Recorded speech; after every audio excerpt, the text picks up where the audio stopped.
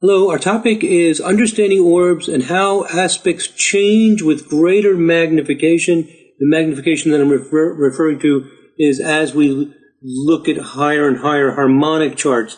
So this is actually a continuation in a 4-part series of videos on what harmonic charts and how we interpret them. And this video really picks up with what I was talking about in part 2. This is going to give us some more practice looking at how an aspect looks in the context of different harmonics and how the orbs change. This takes some practice and some different examples to get really comfortable with. So I'm going to show some more examples and a new image to drive home this idea of how a given aspect looks in different harmonics. And I think this video is going to really help bring this home and make it clear. What I'm going to do is I'm going to look at a trine aspect that occurs in the natal chart and see what it looks like in different harmonics. Kind of track it as it changes in different harmonics. And then I will do another aspect, a 40th harmonic. Let's look at this trine aspect. This is the chart of Buddy Holly, same chart we were looking at before. This is his natal chart, and he has a very strong moon trine Mercury aspect. By strong, we mean the orb is small. Mercury is 11 Libra 47. Moon is 11 Gemini 59. It's only a 12-minute orb. Okay, so we have a very close moon trine Mercury aspect. What does it look like in the 5th harmonic chart?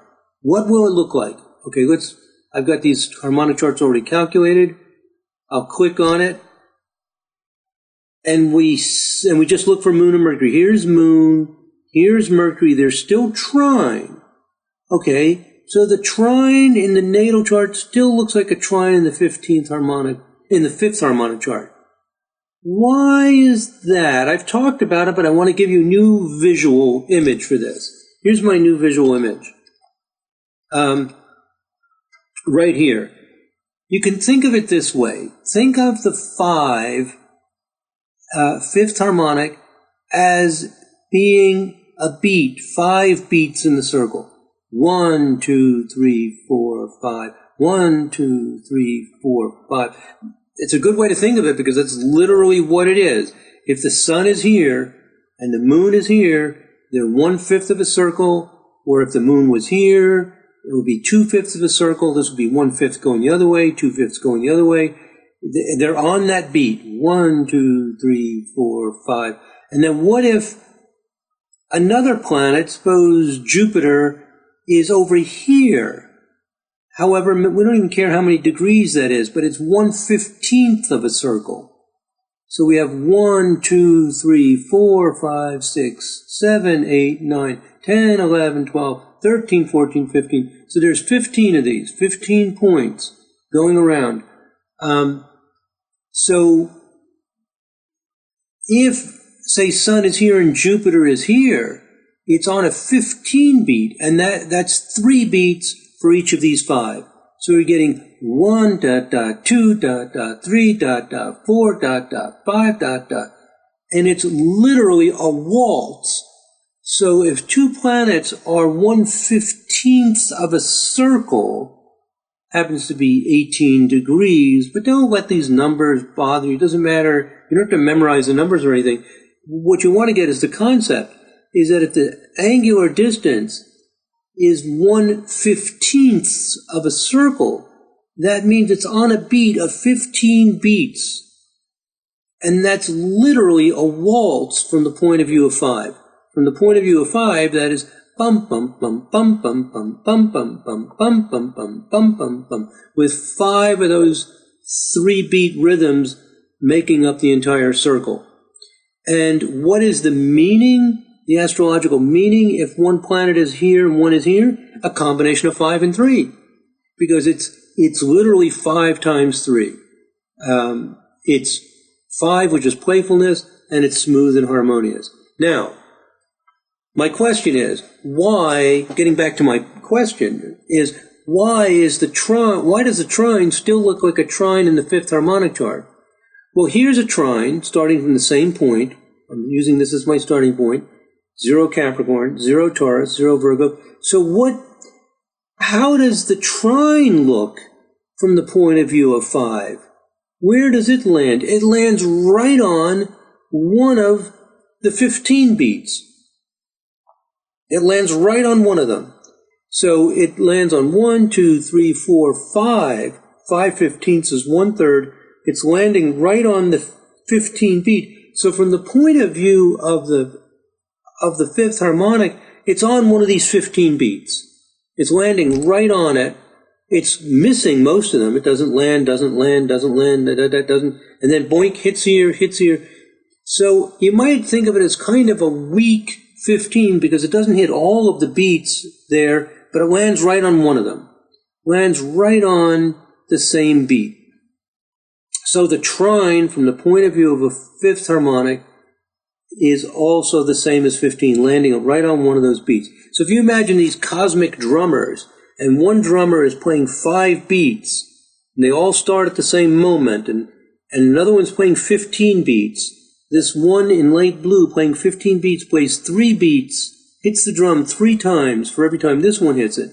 And this drummer who's playing 3 beats lands at the same exact instant as the one who's doing 15 beats. So from the point of view of the 5, it's landing right on that 15. So it looks like a trine, and that's why it appears as a trine in the 15th harmonic. The nice thing is you don't have to memorize this. You don't have to do any arithmetic. You don't have to worry about it. Just trust your harmonic chart. It's done it for you.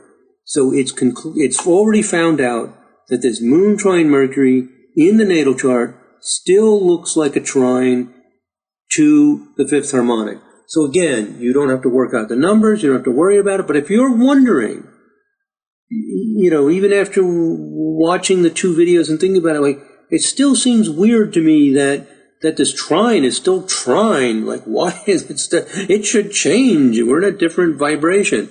That's why. The reason it's still trine is because it's still landing on that beat, on that 15 beat. And really, in a way, maybe it isn't any weaker than a 15th, because it's only 2 planets. If you have sun here and moon here, it's on the first of the 15 beats. Here it's on the 5th. 1, 2, 3, 4, 5th of the 15 beats. Anyway, it's landing right on the beat. Okay. So that's to give you an intuition, you know, to make it feel natural that, okay, fine. We're going to see, and again, this beautiful feature of the Sirius 2.0 software, that you can see if the aspect reduces down to a lower harmonic. Because if it does, it means that the moon trine Mercury is not restricted to only 5 vibration, because it's a 1/3 aspect. It's going to appear in other places. And what happens to the orb? Let's go back to the natal chart. We said that the orb in the natal chart is 12 minutes. In the 5th harmonic, it'll be 5 times bigger. 12 times 5 is 60. It'll be about a degree. And it's actually 1 degree, 3 minutes. This is 28 Scorpio 53. This is 29 Pisces 56. Because this is more precise. You know, it's actually was a little bit more than 12 minutes. And it gets rounded off if you just do it to a minute. So it's 1 degree. It's 5 times bigger. Exactly what we expect. Okay, now, I think we're good so far. Let me review. The moon trine Mercury in his natal chart. Let's look at it again. He has a moon trine Mercury, very close orb. From the point of view of the 5th harmonic, it's still a trine, but now with a bigger orb. Now let's see what happens in the 7th harmonic. We don't know what's going to happen. If you're very clever with arithmetic, you can figure it out. But if you're not clever, doesn't matter. Just look at the chart. We'll see what happens. Okay, let's look at the 7th harmonic. And where is the moon and Mercury? Let's see. Here's the moon. Where's Mercury? It's over here. And the orb is about 1.5 degrees. So the orb is getting bigger because we're going to higher harmonics. The orb is now 7 times 12 minutes.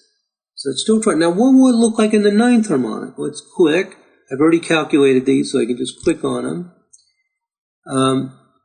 And here's moon and Mercury. Oh, they're conjunct. So in the 9th harmonic, a 1/3 aspect appears as a conjunction, just like it does in the 3rd harmonic, because 3/9 is the same as 1/3. What? Don't worry about the arithmetic if that bugs you. Don't worry about it. It just reduces down to a conjunction with a 2 degree orb. So in this case, it reduces to a conjunction, because it'll land right on the beat. If we make a diagram of 9 beats and of 3 beats, we'll see that it lands. The 9 beats is going to land right on the 3 beats. So it ends up synchronized with it. Okay, let's see with the 11th harmonic. It goes back to being a trine. The orb is now over 2 degrees.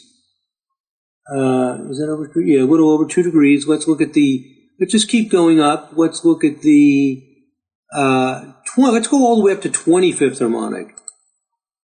We'll just jump up to some really high number.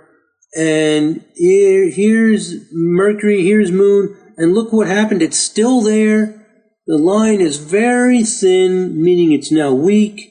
If we look at it, we had the orb, which I'll talk about in a minute, is 5 degrees 20 minutes. That's the allowable orb, and I'll explain why in a minute.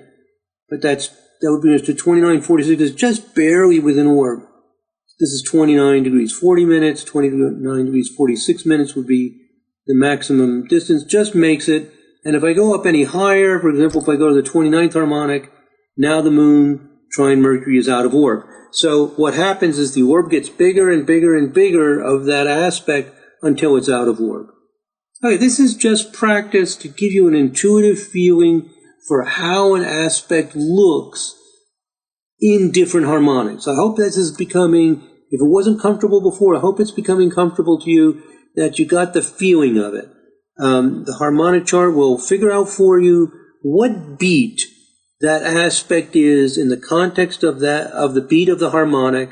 It will show it to you, and the orbs are smaller for higher. There's in a higher harmonic. The orb is smaller in the natal chart, as I mentioned in the first tutorial video. The harmonic chart scales the orbs. It keeps them constant.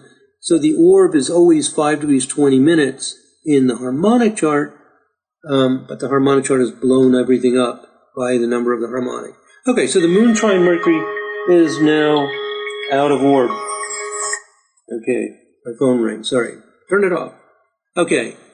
All right, now let's look at another example. Let's look at a different aspect, a very different aspect. Let's look at Buddy Holly's 5th harmonic chart. And I've talked about this in one of the other videos.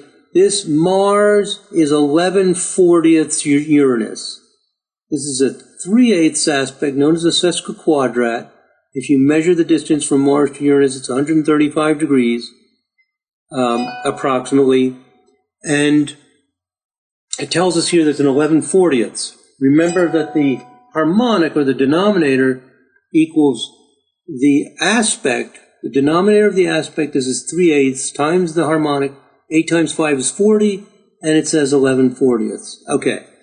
And let's see what happens to this aspect as we double the harmonic. Now, this is going to show you something interesting. This 11/40, the orb, this is 1 Pisces 08, so the orb is about 41 minutes, 16 Libra 49. It's a sesquiquadrat. A sesquiquadrat, there'll be 15 degrees different. Anyway, it's a 1 degree, 41 minute orb. You can just take my word for it. That's the sesquiquadrat aspect. Oh, sorry, no. It's a 41 minute orb. 41 minute orb. 1 Pisces 08 to 16 Libra 49 is a 3/8 aspect, 135 degree aspect with a 41 minute orb. Now, what will happen to this aspect when I go to the 10th harmonic? This is another important point. When you double the harmonic, very often, this didn't happen when we looked at these trines, the trine in his natal chart, but with some aspects, as we double the harmonic chart, this aspect will go in half. It compensates for it.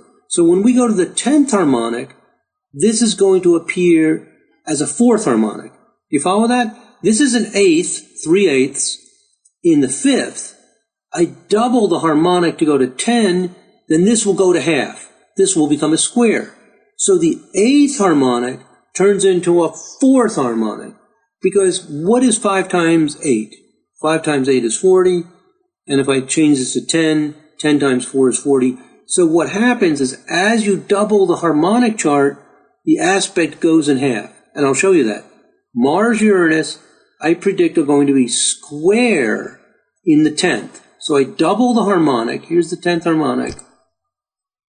And there's the Mars, and there's Uranus. And they're now square.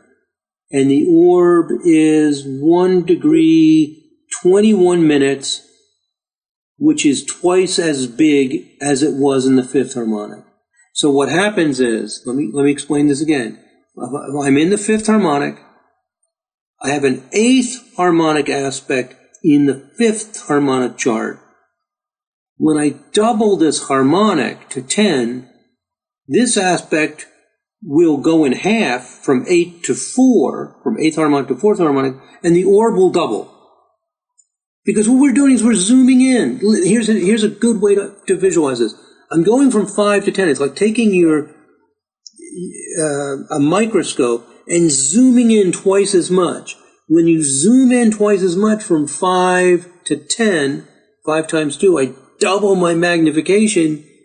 My orbs become twice as big, but my aspect becomes half. The reason this is so powerful is because I can see my orbs more clearly as a square. Like I was able to figure out this orb. It might have been a little bit difficult for you if you haven't been doing astrology as long as I am to know what this orb is. So if I double the harmonic, I mean how relatively big the orb is and what it is. So I double the harmonic, go to the 10th harmonic chart. The Mars-Uranus turns to a square, and now I can just look at this is early 2 degrees. This is mid 3 degrees, so I can see it's a little over a degree orb. It's a degree 21 minutes. Now, what if I double again? If I go to 20th harmonic, this square will go down from 4 to 2. It'll turn into an opposition with the orb doubled. So instead of a 1 degree 21 minute orb, it's going to have a 2 degree 42 minute orb approximately.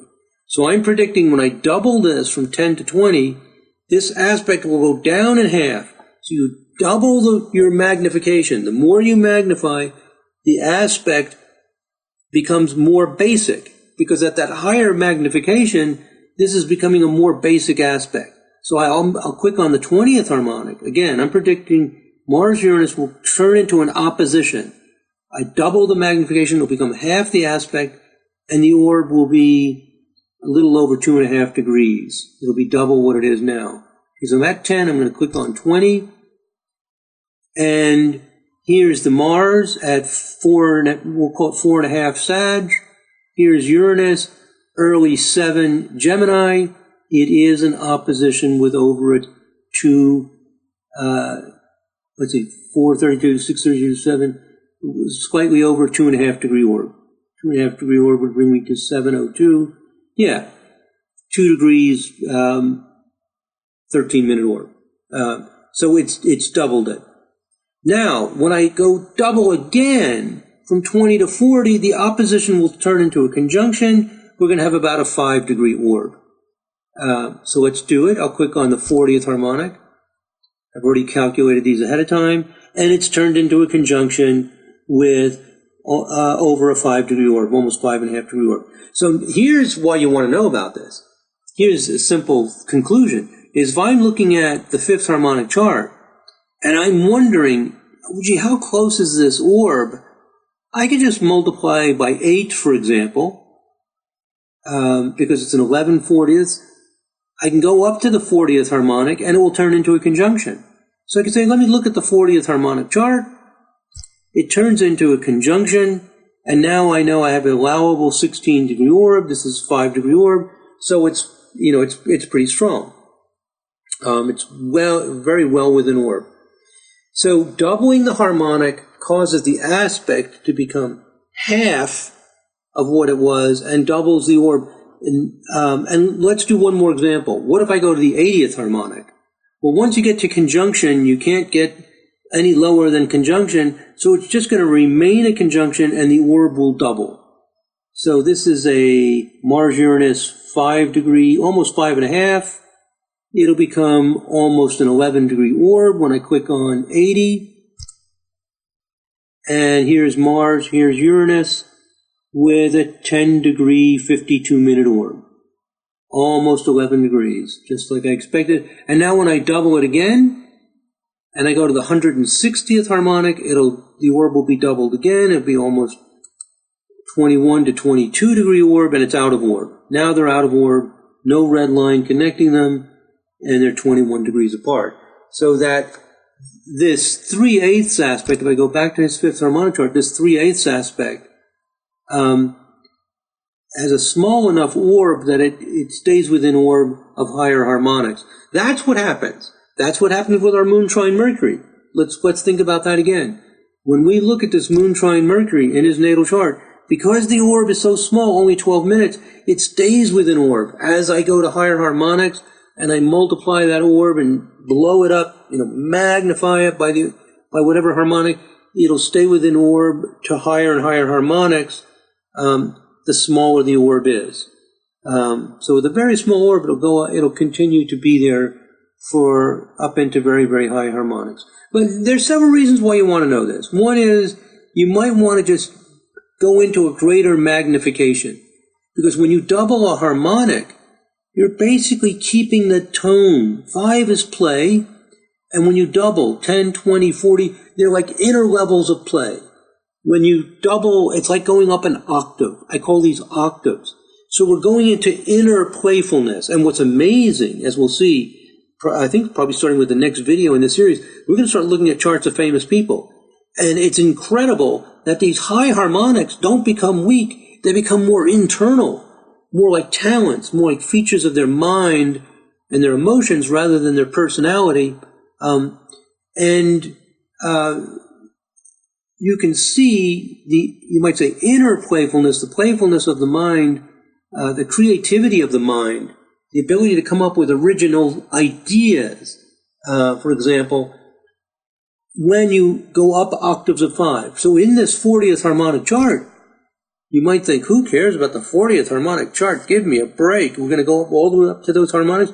We're going to find out that amazingly, yes, that this will tell us about his capability for playfulness and creative thinking.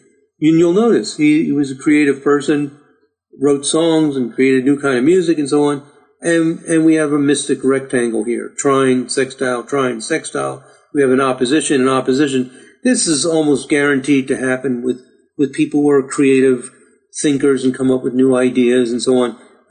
It's what we expect, because the going up octaves, doubling the basic vibration, will take you to inner levels of that quality.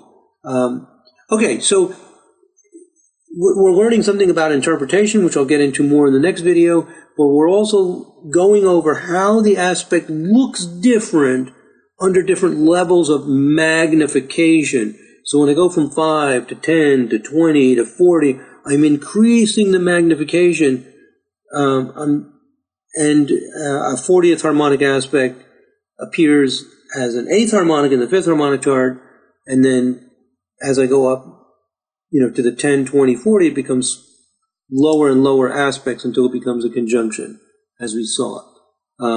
So again, at the 20th harmonic, that Mars-Uranus was in opposition, and then at the 40th harmonic, because that's what it is a 40th harmonic aspect. As we said, it's 8 times 5 is 40, so in the 40th harmonic it's conjunct, becomes a conjunction. So this is good to know about, how you can magnify in, and how the aspect changes and how the orbs change. One more point. Let me go over my PowerPoint to make sure I didn't miss anything and to review what we're doing here. So we've looked at these two aspects and how they look under different harmonics. We've learned about this way of thinking in terms of beats to understand this. We saw how the moon trine Mercury went out of orb when we got above in the 29th harmonic. It was out of orb. In the 25th, it was weak. It was still there.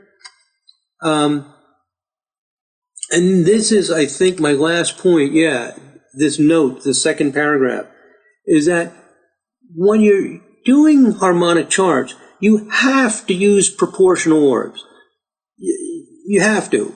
So, in other words, if we use a 16-degree orb for conjunctions, what orb must we use for oppositions? We have to use half. We have to use 8. And what orb do we use for squares? We have to use 4, 1/4 of 16. And the trine becomes 1/3 of 16, and that's where we get the 5-degree 20-minute orb, because I've set the program to have, in this case, to have 16-degree orbs. So the only choice we have is what orb we're going to use for conjunctions. And from experience, not from theory, but from experience in doing charts, I've concluded the orb is about 16 degrees. It's actually bigger than that, but once you get beyond 16 degrees, the aspect gets so weak, you can pretty much ignore it. It's getting very, very weak. I don't think there's an abrupt point where these aspects disappear, but 16 seems to be a good cutoff point. That's generally the cutoff point that I use for most things in analyzing natal charts. For some other uses, sometimes I use smaller orbs. But for natal charts, it's about a 16-degree orb. And why must you use a proportional orb? Because when you go up these, doubling the harmonics, when I take this Mars-Uranus, and I'm looking at it in the 5th, and then I go to the 10th, and then it becomes a square, and then I go to the 20th, and it becomes an opposition, and I go to the 40th, and it turns to conjunction. By using proportional orbs for my aspects, it stays consistent. If I don't use proportional orbs, then the aspect won't be, my zoom level would change whether the aspect exists or not, and which doesn't make any sense. The zoom level is just, as I said before, everything is in the natal chart. All we're doing is getting diagrams. These harmonic charts are just diagrams to see what's in the natal chart. So it means the aspect won't appear and then disappear just because I've used different orbs. So the only choice we have with orbs using harmonic theory is what orb we use for conjunctions. Okay, well, I hope that this is helping you feel really comfortable with understanding what it is you're seeing in a harmonic chart. The next video that I make on harmonic charts, I think I'm probably going to be looking at charts of famous people and applying these ideas, and it is mind-boggling. So you have all the theory, and it will become clearer as we apply this and actually use it in charts. But all of this stuff that I've done in these first 4 videos on harmonic charts may just sound like a bunch of theory and concepts and numbers, but it all becomes important when we actually go to interpret charts. Okay, which I will start doing in the next video. Okay, my friends, we have had our introduction to what harmonic chart is, how we use it to interpret, and I'm going to show you some in the next videos in this series. We're going to look at charts, apply the ideas. Well, just to give you a preview of this, we're going to look at charts of popular musicians, people that have had a big impact in popular music and rock and roll. And we are going to see in these harmonic charts not only that they're musicians and have a talent for music and the charisma to make it big, be very popular, but even the style of music, whether they are songwriters or not, whether it's a heavy rock kind of music, is incredible. We're going to use all of these rules to see in detail how the person is able to develop different talents and different styles and different qualities, how the astrology chart sets certain parameters and capabilities for the directions a person can move in. Okay, my friends, I'm excited because I'm going to start soon showing you that, how this stuff works with actual charts. Okay, thank you very much for listening. God bless. Namaste.